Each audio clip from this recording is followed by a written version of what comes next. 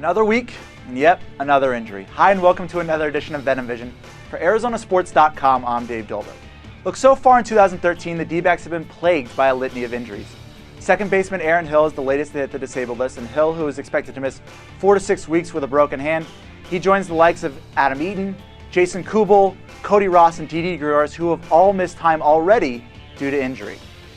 Look, to be successful or to win a championship or even a division title in baseball, you have to be a little bit lucky. And let's be honest, so far in 2013, the D-backs have not been lucky in the injury department. With that said, while Kevin Towers was criticized for his penchant for grittiness this offseason, he actually acquired guys who give Kirk Gibson plenty of flexibility when filling out a lineup card.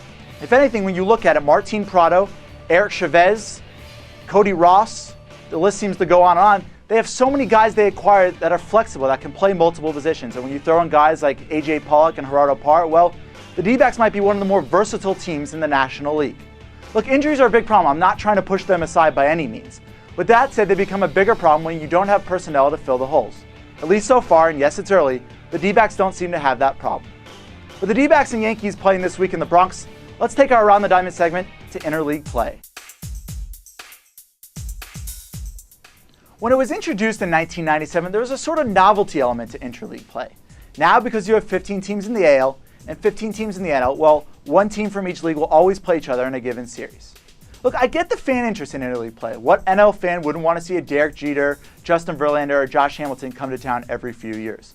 With that said, in the past, interleague play created sort of an uneven schedule, and now it's also created a sporadic schedule. You could play an AL team in April, in July, in August, and September, and there's really just no sense of continuity.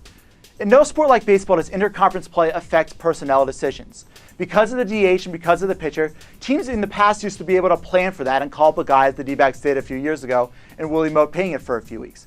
Now, because in a given week you could play an AL team for 3 days and an NL team for 3 days, that move just doesn't seem very practical. So while I get the interest, to me, interleague play is just full of inconsistencies.